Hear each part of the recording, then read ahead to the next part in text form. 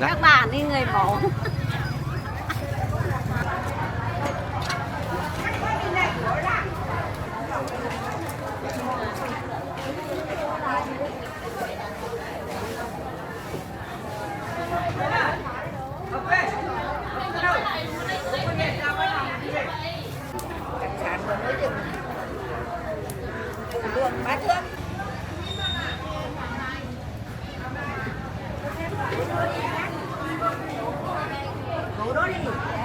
Chăm sáng.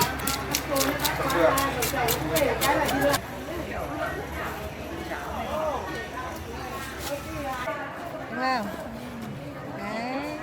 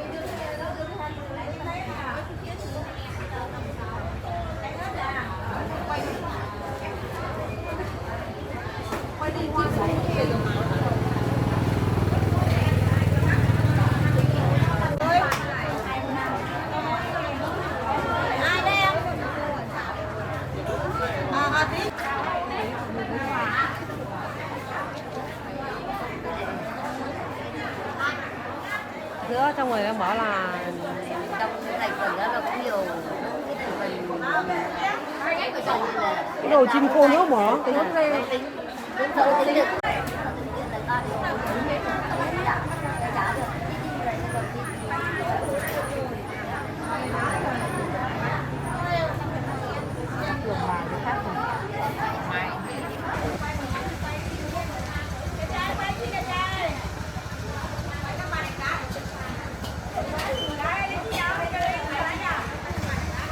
quay cái gì đó thôi.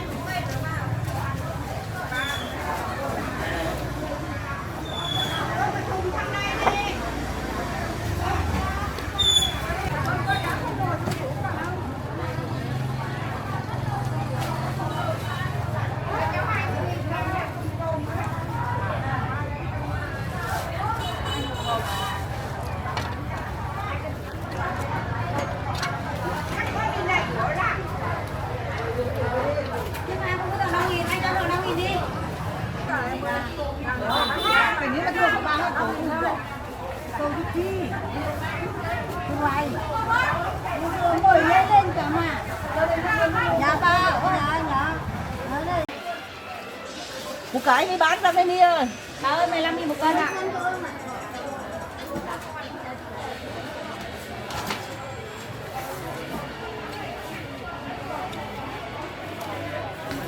Cái túi nữa nào. Vâng.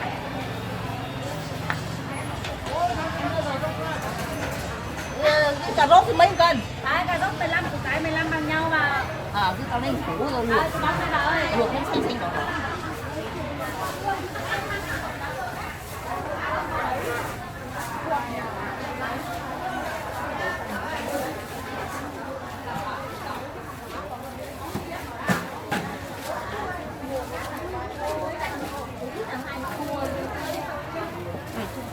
À, Hiền ơi. Bây giờ vẫn còn 25 đi.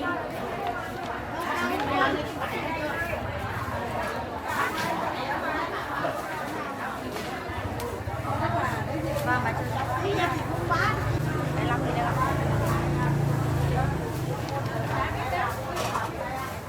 Bà ơi, 2 cân 30.000 mà.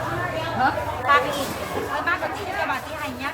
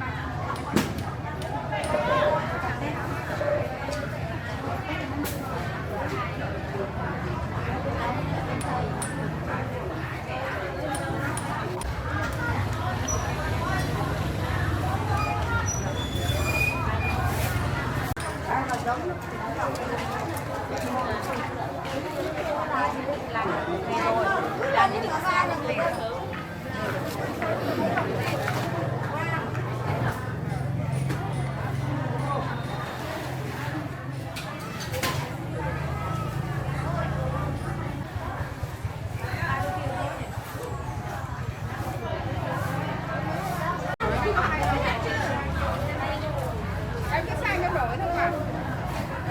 Mình lại có những cái thế chị cho cô gửi với nữa ơi. Cho cô gửi cho con liền mấy cô một bông hoa sen với.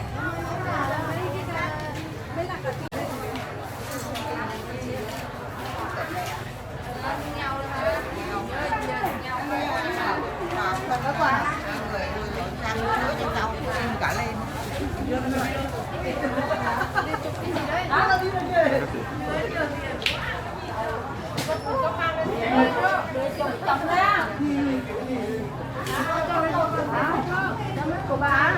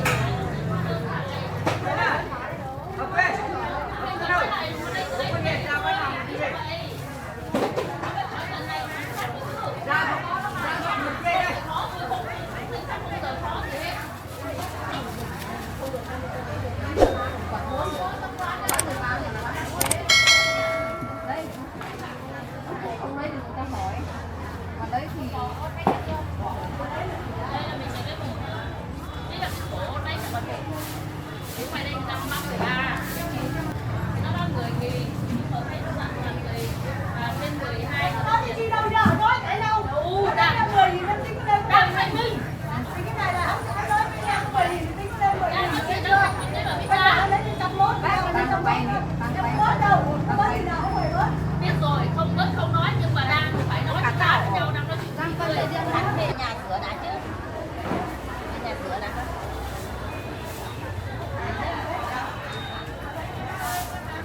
Năm sáu con nhá, 5 6 con rồi.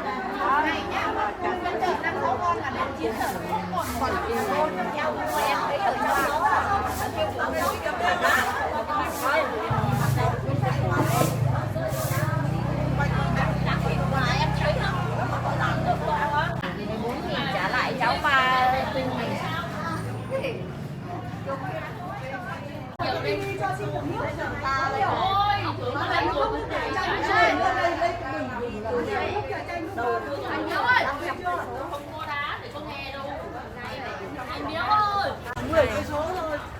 rừng tự nhiên đấy này, ra phơi làm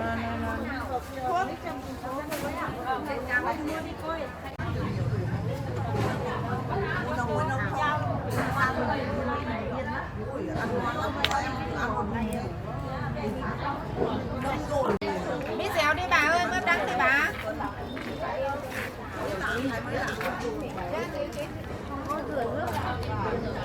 Bên đây mới đẹp này. Đó.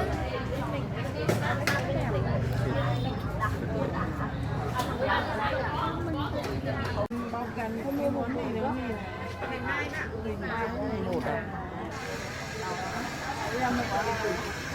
Mua đi bà. Mấy con nải như gì đó. Nhưng mà con sách không dâu cũng mua nhà nhanh. Mua chưa? Mua rồi con sách vào nhà cho này này. Mấy con nải đó. Dạ. 25 nghìn đây. 25 nghìn một đôi. 10 nghìn. Thôi lấy ngoại 2 3 lần mua cho chị. Dạ, cho chị cái này. Được. Để con sách về cho con nhá. Về nhá. Dạ. Để sau mai con Dạ, ra lên cho mai dỗ. À. Đấy con ly con ấy mua Rồi, nãy. anh mua là cái việc cắt tóc. Dạ. Dạ. Nay đưa tiền cho mình hết cả. Mẹ không cần cái gì cả. Này chị ơi. Túi này. Thế nào con đi qua con bỏ vào nhà cho. Lớn có chuối là quên. Mua cái bà thông gia bà. Dạ. Cũng thắp hương này khi hỏi luộc cả. Giúp bà luộc hay là làm cái chi mà. Bà thì cái thắp hương này luộc thôi. Dạ, con gửi bà. 15 nghìn à. Nhưng mà anh 9 là vừa đấy chị nhỉ. Bà mới giữ 10 nghìn thôi. Chắc là giữ 10 nghìn. Giữ 10 nghìn mà. Rồi thì lấy bà 10 nghìn đấy. Giữ 10 nghìn thôi mà. Ngày bà cũng mua cái dứa thôi mà. Mua cho bà đây này. Tất cả cho Dạ, bà con biết.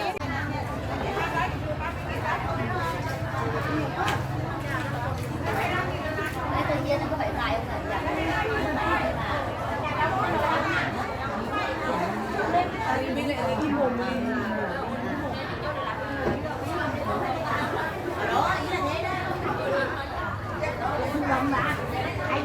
Quay cái chi kéo mà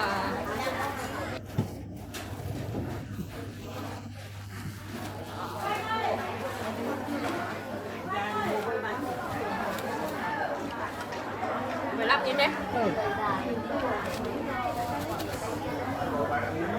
Làm bít to cả nha.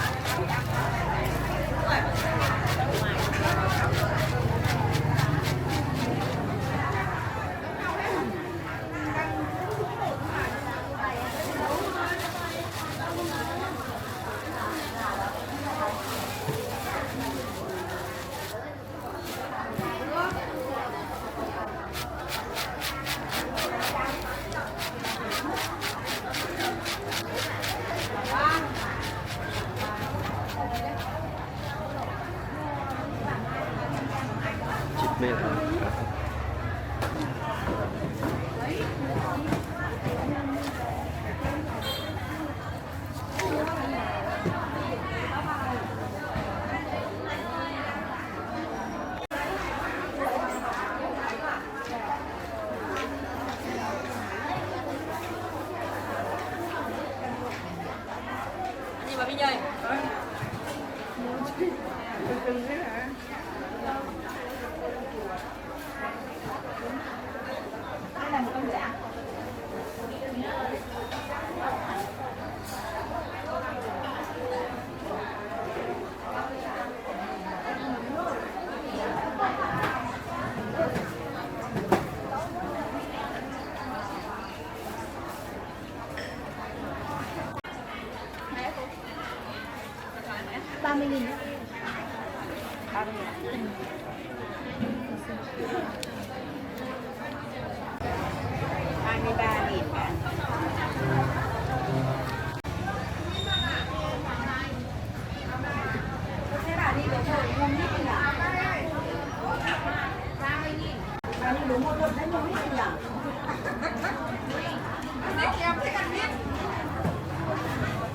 Giá không đủ chỗ này.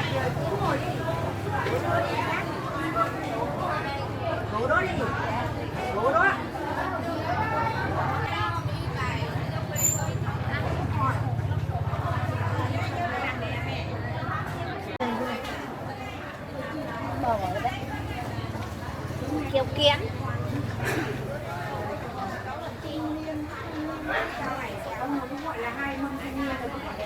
Đấy, có bụng đấy rồi mà.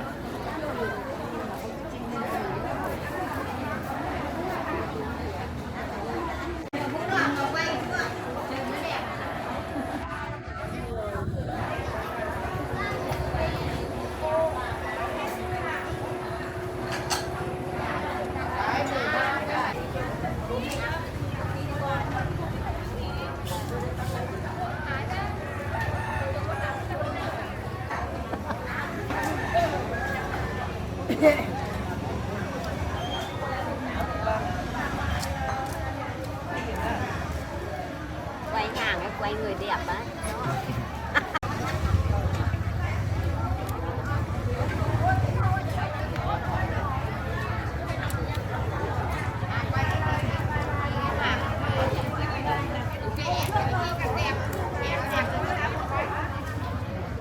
Quan đấy đến đó, không cho à? Đúng. Cái chi ra? Chuyện. Nhà cháu nhỏ. Lấy tiền nhiều quá, chả biết mua cái chi rồi.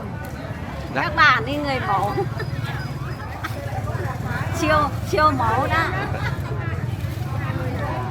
Cũng học đi.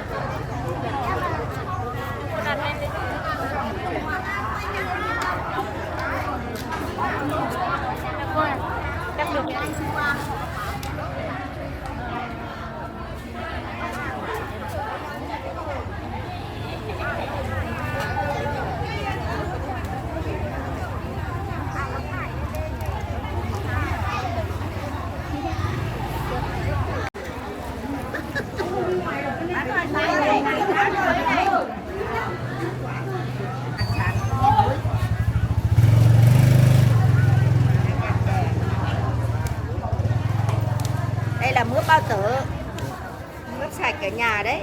Đây là chè xanh thôi nhỉ? Đây là chè xanh đây là chè xanh, vừa lành vừa mát. Chè xanh. Chị ơi mua đi cho em. Đấy, rau muống sạch, chuối sạch.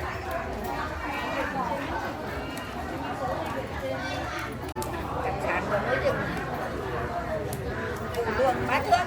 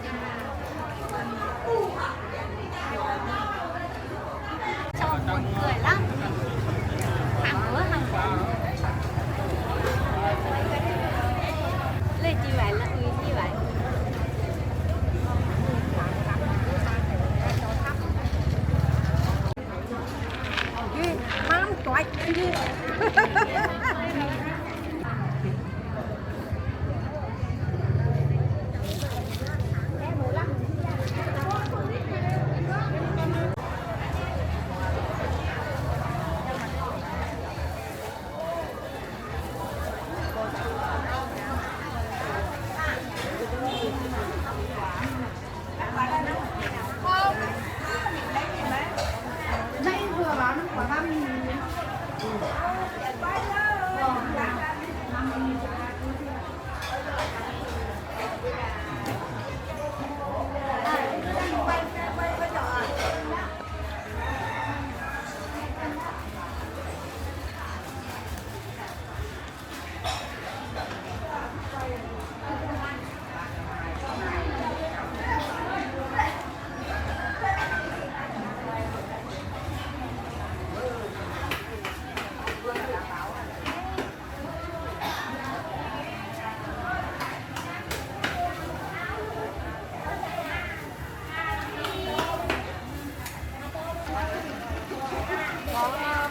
ngoài kia kiểu rẻ kìa. Con này được 100 luôn.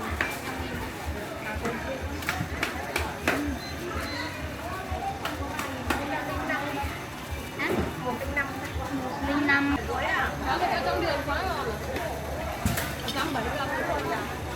Ăn mấy loại cô cá cho. Cá rõ ngon đó.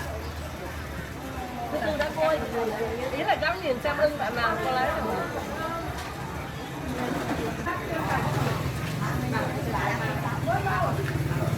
Con 140.000 nhá.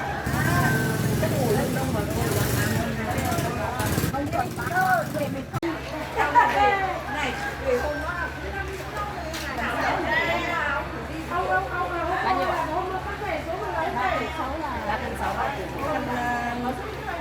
3 tiền một cân ạ? 50.000 một cân.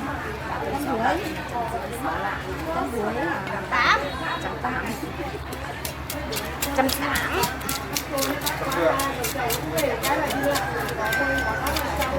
Đây đó, chiều đây cô ơi. Chia qua nhỉ. Gần đi em chứa luôn cho mày đi, nó thật nữa mà hấp. Cháu quay ra mất tiền đấy nhá. Dạ.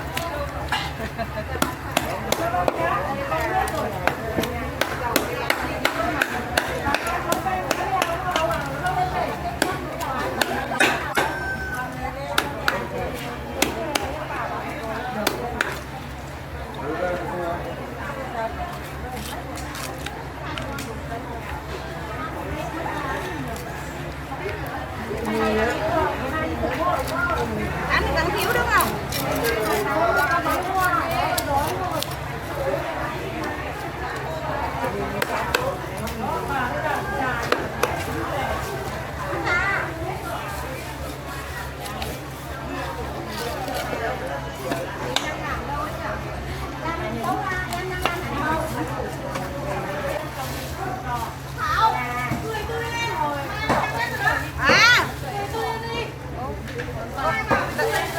Bà cười à?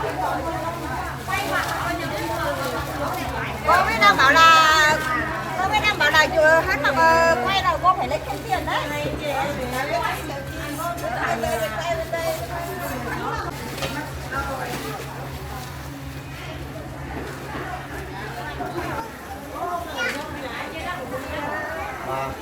Thôi. Cái 60 200 thì đang chuyển thôi. Cái tiền mặt. Một kẹo à? Một kẹo đúng rồi. Đến luôn. 58 đi.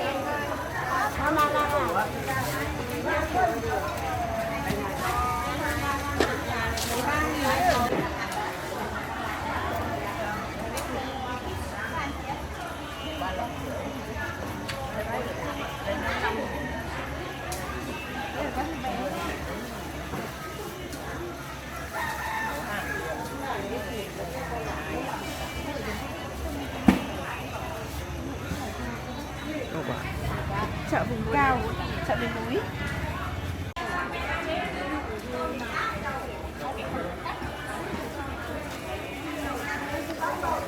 Em ơi.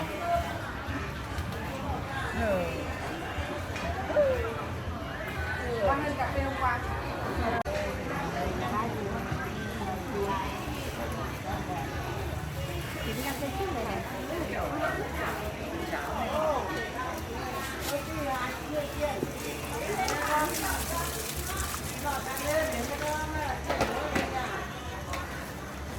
Ui ơi, cái này Làm với hả?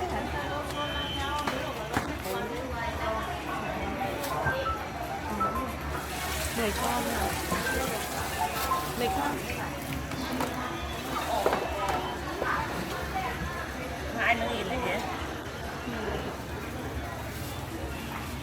Ôi. À, điêu kính à? Em điêu kính à?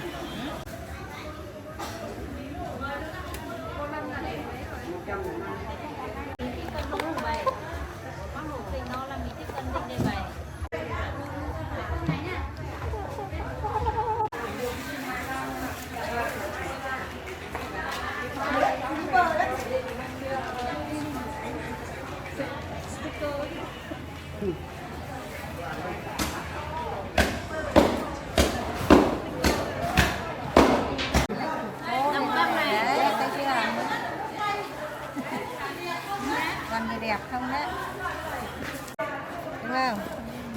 Đấy. Đẹp chưa? Quay thái thịt mỡ. Đấy. Ngon. Đó. Bà Thúy thịt lợn Mỡ trắng tinh nha. đang thái đây này. Mỡ ngon lắm này. 283. Hết rồi.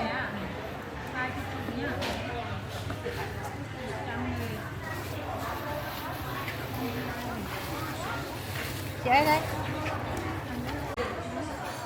Chị ấy cắt à? Cân nhá. Cân nhá. Trăm.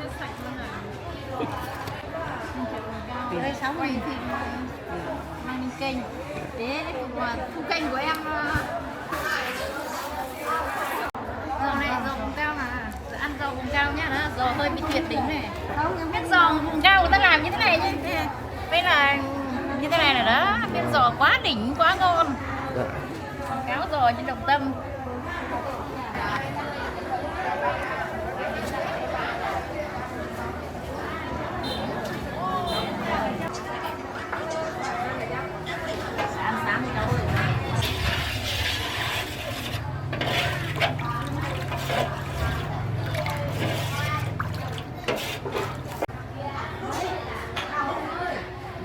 Bánh thì bánh nhưng mà các cháu ăn mà đông người đặt quá họ mệt lắm, mới có từ 2 giờ đến chợ thôi, chưa có phải là sớm lắm đâu. Từ 2 giờ đó, hôm mùa cũng 2 giờ đó. Bán chợ làm sớm hả cô? Cô không phải là làm sớm mà người ta đi chợ đây ở gần như là cái chợ ở đầu mối, người ta lấy người ta đi bán cho các cái khu dân cư nhỏ lẻ ở mấy cái chợ. Đấy đi xong rồi con ra đây con lấy luôn nhé. Rồi nhất trí rồi.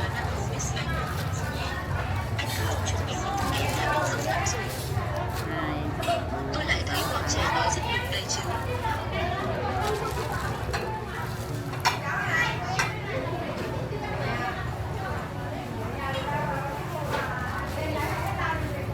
Khác biệt rất là các con đã ký đừng để chúng nghĩ tôi không chăm sóc tốt cho em. Xem ra kế hoạch của chúng ta sắp thành công rồi. Tối nay cứ để Tiểu Lý và Tiểu Yên ở chỗ tôi đi. Như vậy cũng tiện của bạn với cô. Sáng sớm mai tôi sẽ đưa chúng đến trường mầm non. Như vậy phiền anh quá.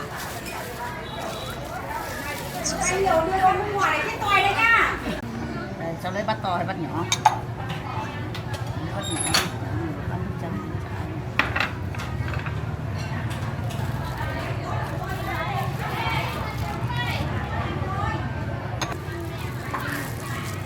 Cháu đi ăn bánh cuốn là lên TikTok rồi.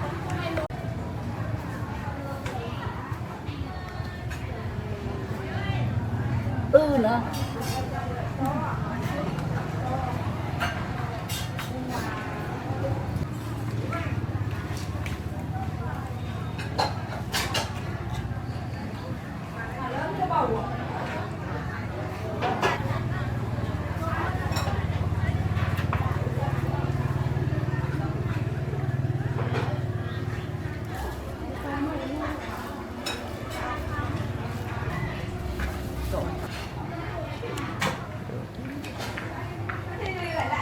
Cô chứ.